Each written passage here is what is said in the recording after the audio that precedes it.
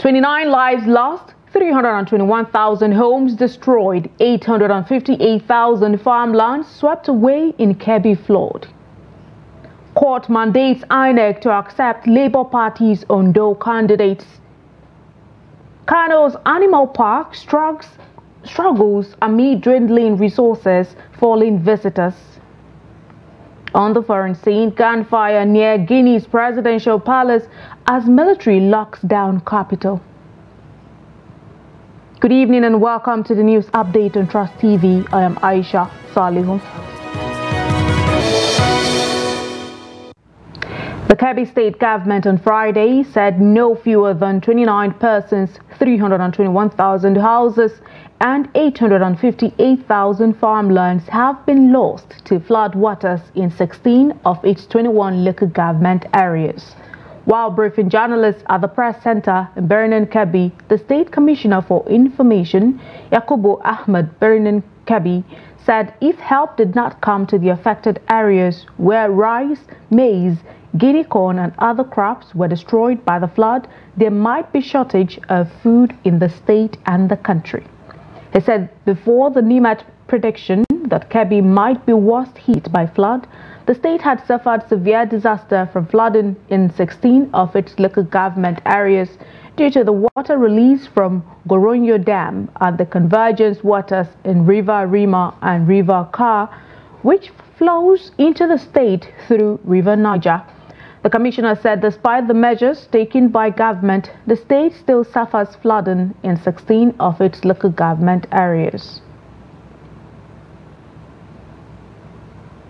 And to another flood development, tragedy has struck Niger State as floods have claimed the lives of 11 people, devastated communities and caused extensive damage across 19 out of the 25 local government areas.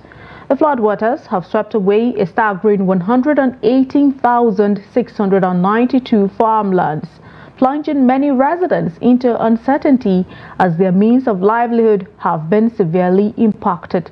In addition to the destruction of farmlands, the floods have affected 246 schools, disrupted education in 529 communities. The Niger State Emergency Management Agency Director General Abdullahi Baba Ara confirmed the severity of the situation in a statement. He highlighted the scale of destruction, noting that over 6,865 households have been impacted. He said additionally, critical infrastructures have been affected with 18 bridges and 80 culverts destroyed, worsening transportation and access challenges for relief efforts.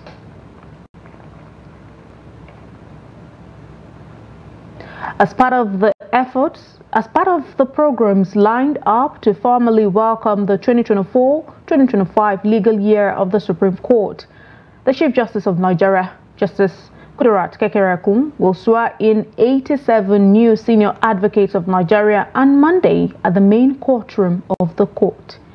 A statement by the Director, Information and Public Relations, Festus Akonde, on Friday said the CJN will deliver a State of the Judiciary address with a view to highlighting the performance of the Supreme Court in particular and the Nigerian judiciary in general in the 2023-2024 legal year.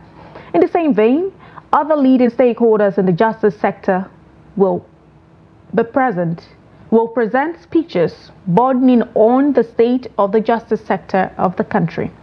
The Supreme Court commenced its annual vacation on 22nd July 2024. Though the courts started sitting on 23rd September 2024, the new legal year ceremony is now being formally held in accordance with its tradition. Justice Emeka Nwite of the Federal High Court, Abuja, has granted bail to Nigerian whistleblower Isaac Bristol, the man believed to be behind the prominent whistleblower account, PDOM Nigeria, 5 million naira bail with one surety in Laiksam. The judge gave the order in a ruling on the motion and notice filed by his team of lawyers led by Deji Adeyanju. He further ruled that the defendant must deposit his international passport with the court. Part of the bail conditions include that the shorty must be resident in Abuja and depose an affidavit of means. The shorty must also provide evidence of 3 years of tax clearance with 2 passport photographs. Isaac, who has been remanded in the Kuje Correctional Center since September 11, is standing trial for alleged treason and for mobilizing and soliciting support for unduly compel the government to act or abstain from certain acts through the End Bad Governance protest, false money laundering allegations against President Bola Tinubu, and unlawfully obtaining, retaining and disseminating classified secret documents in contravention of the Official Secret Act 1962. Another daughter of renowned human rights lawyer Femi Falana, Folakemi Falana, has vehemently denied bribery and corruption allegations involving her father and her brother, Fowles, linked to Bobrisky's reported prison sentence. In a post on her Instagram handle, she addressed the claims, which stemmed from accusations made by social media personality Martins Osei, Very Dark Man, labeling them baseless and defamatory. According to Folakemi, rumors circulating online which social media activist VDM amplified falsely suggest that her father and brother were complicit in helping Bobrisky secure favorable treatment while in prison. She also claimed they were linked to an alleged attempt to bribe officers for a presidential pardon, rumors she has now categorically debunked.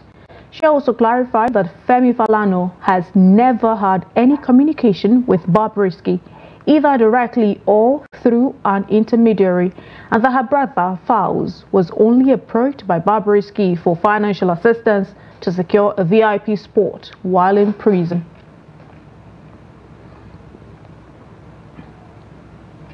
Justice Emeka Nwite of the Federal High Court Abuja has ordered the Independent National Electoral Commission to accept and recognize Olushola Nehemiah and Ezekiel Aude as the governorship and deputy governorship candidates of the Labour Party for the Ondo State governorship election. Justice Nwite issued the order while delivering judgment in a joint suit instituted against INEC and others by the duo. Justice Nwite held that the second primary election held by Labour Party and which produced Nehemiah and Aude was valid and must be upheld by INEC. The judge said that there was evidence that Nehemiah ordered and paid the sum of 20 million naira for nomination form and was duly issued a form that led to conduct of the second primary election.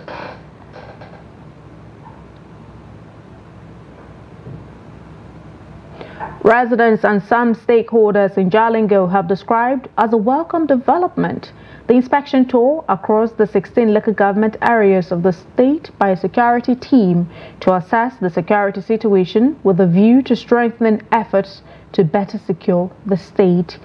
The tour follows some security challenges that have threatened the peace of citizens in the state. The report.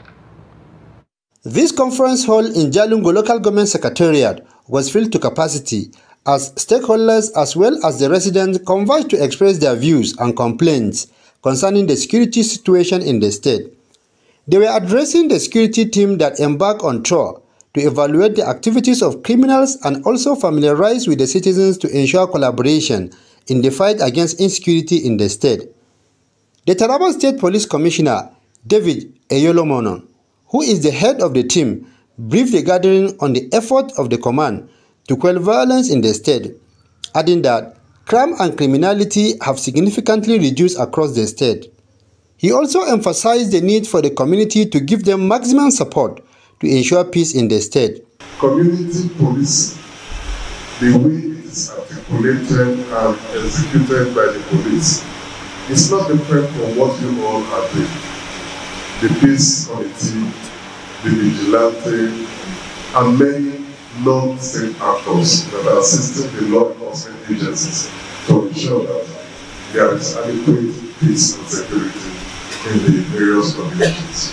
The Emir of Muri, represented by the Galadima of Muri, Tukur Abba Tukur, who commended the effort of the security team, noted that before now, Hardly a week passed by without report of one crime or the other, adding that it is now more than 6 months since any form of crime was reported. Miraculous intervention of police has been so commended in our community here. So I want to seize this opportunity to say a big thank you. And also, I want to extend them to His Excellency, the Executive Governor of Taraba State, Dr. Abu Kefas, for his tireless effort in seeing that Jalingo maintain peace and peace prevail. Speaking on behalf of former chairman of Jalingo local government area, Abdul Nasir Boboji, highlighted way people could assist the security agencies in fighting security issues that may arise in their communities. And also in line with your policy, of community policy, I think there is need for us to consolidate the already mechanism put in place as that all of us who are beneficiaries now we can see with our eyes closed. And I think it's not just like this. So I want to commend you. Some attendees told the team their concerns about security in the area and expressed the hope that such concerns will be addressed. I am calling on everybody to keep into this and let us see how best we can be doing it in our own ways to assist them. What may be coming from the federal government may not be good enough to assist them to do what they ought to do. But by doing this, it will go a long way in helping them. Recently, more than 4 people were killed in our area and nothing was done. We are calling on the commissioner to please do something. Another person was also killed about 2 weeks ago. Still nothing has been done till now. We urge the commissioner to deploy his personnel to those places where those things are happening. The problem was caused by some women that used to gather there. Our appeal is that the police should come to our aid for peace to reign. The event was held under a peaceful atmosphere. And to security matters, troops of the multinational Joint Task Force deployed under Sector 3 have apprehended a high-profile Boko Haram logistics courier identified as Garba Buddha in Guzamala, Borno State. The 30-year-old suspect has been on the wanted list of MNJTF for a while, following the crucial role he played in supplying logistics to the terrorist group. A statement by the Chief Military Information Officer, HQ MNJTF in Jamena, Chad, Lieutenant Colonel Olani Osoba on Friday, said the suspect has been closely monitored with human intelligence and surveillance efforts, resulting in his arrest while he was on transit in Manganu town after a successful intelligence operation. He said Buddha's arrest is a significant blow to Boko Haram's operations in the Lake Chad region, as he was known for facilitating the movement of supplies between Manganu town and the southern Tumbus in the Lake Chad area.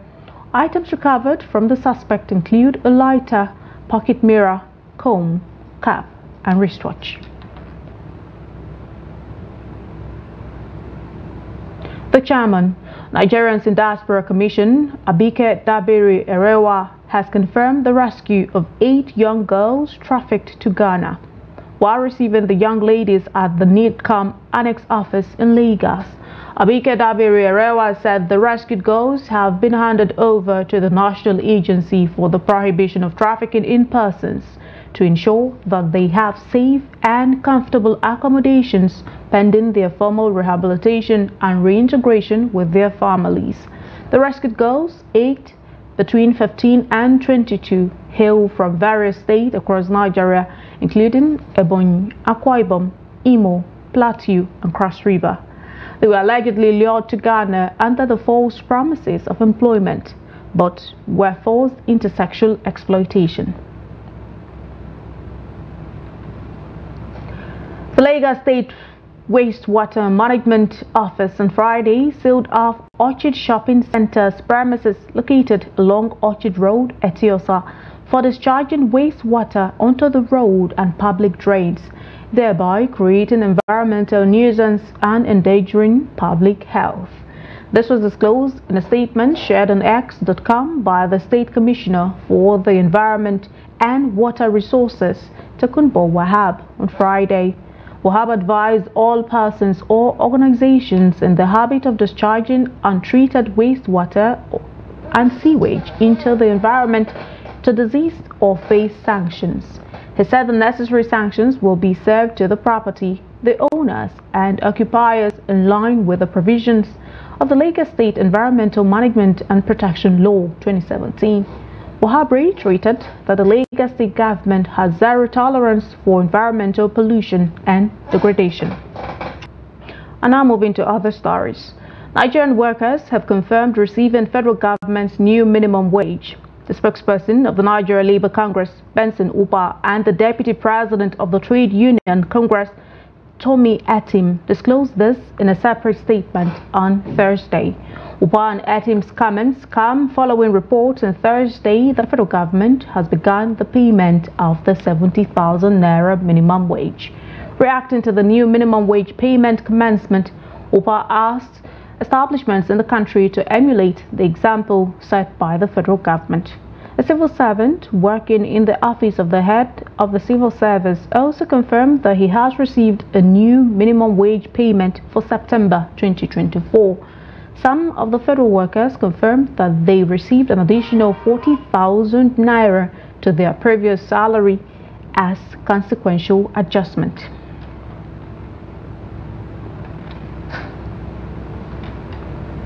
Secretary to the Government of the Federation, Judge Akume, says the President Bola Tinubu-led administration is aware of the harsh economic challenges faced by Nigerians. Akume stated this during the World Press Conference held in Abuja to highlight activities to mark Nigeria's 64th independence anniversary with the theme reflecting on the past, inspiring the future.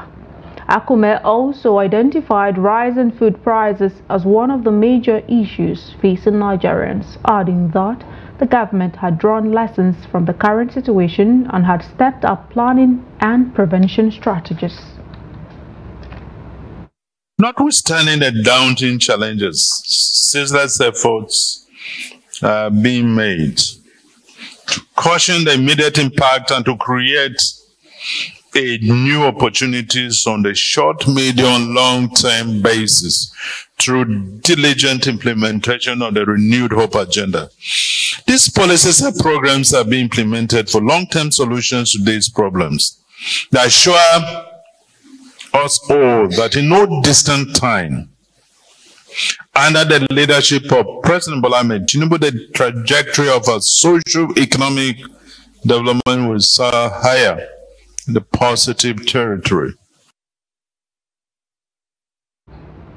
Commissioned in 1972, once a bustling destination for families and nature enthusiasts, the Kano Zoological Garden now finds itself grappling with a declining number of visitors.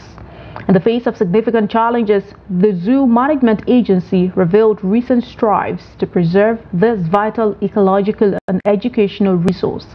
Trustee Abdulaziz Ibrahim visited the zoo and now reports. Kano Zoological and Wildlife Management Agency is tasked with the management of Audu Bako Zoological Garden, the Falgore Game Reserve, and open areas used for enforcement of wild animal law. Nestled within a sprawling 45 hectares, 54 species of animals make up the 230 animals residing here. From the dilapidating environment, poaching, to substandard feeding regimens, over the years, the 56-year-old Kano Zoological Garden has faced significant challenges.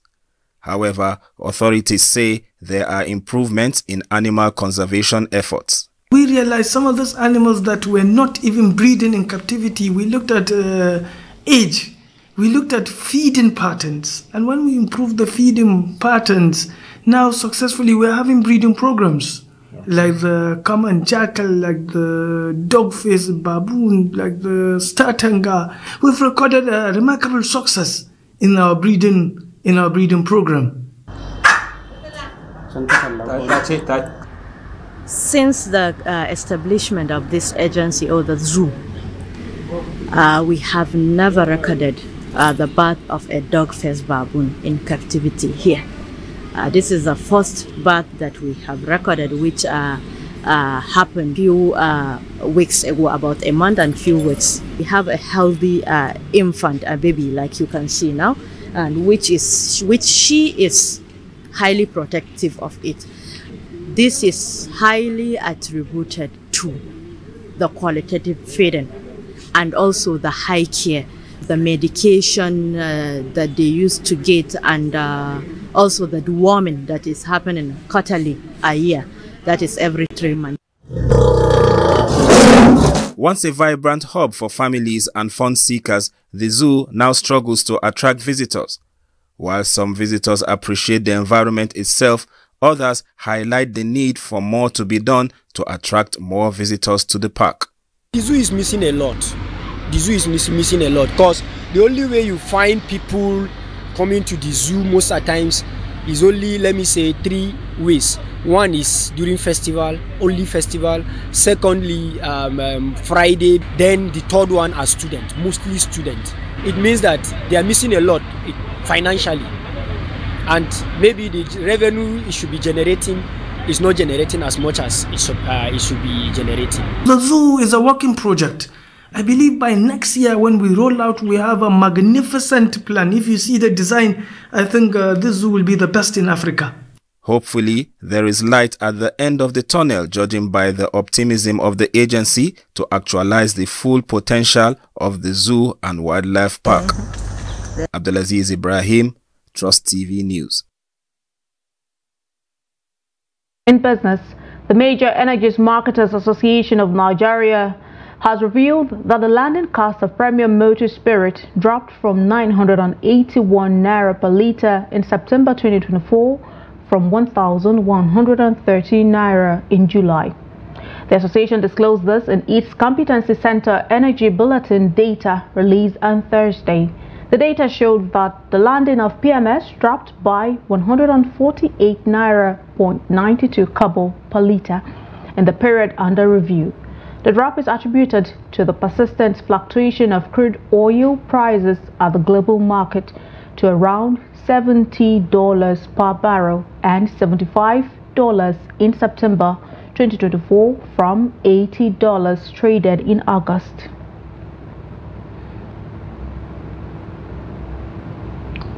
And away from Nigeria, Guinea's army says it locked down the city center for a short time on Thursday following reports of gunfire near the presidential palace. According to a diplomatic official, a handful of dissident soldiers opened fire on special forces surrounding the palace before special forces overpowered them.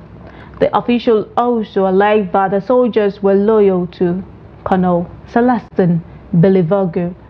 Belivargue's body was found earlier in the week, a year after he mysteriously vanished following his arrest by the special forces. In a statement on national television, the ruling military junta, however, denied reports of gunshots, referring to them as fabricated. He advised residents to go about their lives as usual, since soldiers overthrew President Alpha Condé in 2021. The country has been led by a military junta. The Minister of Aviation and Aerospace Development, Festus Keyamo, on Friday led a high-level Nigerian delegation to the United Arab Emirates to finalize negotiations ahead of the much-anticipated resumption of Emirates Airlines flight operations to Nigeria. The meeting, which took place earlier on Friday, also set the foundation for a new bilateral air service agreement between both nations to ensure stronger and mutually beneficial aviation ties. A statement by the SA Media and Communications to Keyamo Tunde Mashood on Friday said the minister, who was accompanied by his technical team, engaged in discussions with UAE aviation authorities to ensure the smooth reintroduction of Emirates Airlines into the Nigerian airspace next Tuesday. And with that, we've come to the end of the news update on Trust TV at this hour. Remember, you can always follow us across all of our social media platforms and also join our YouTube live stream for more news, programs and documentary. I'm Aisha Salihu. Thank you so much for watching. Join us again.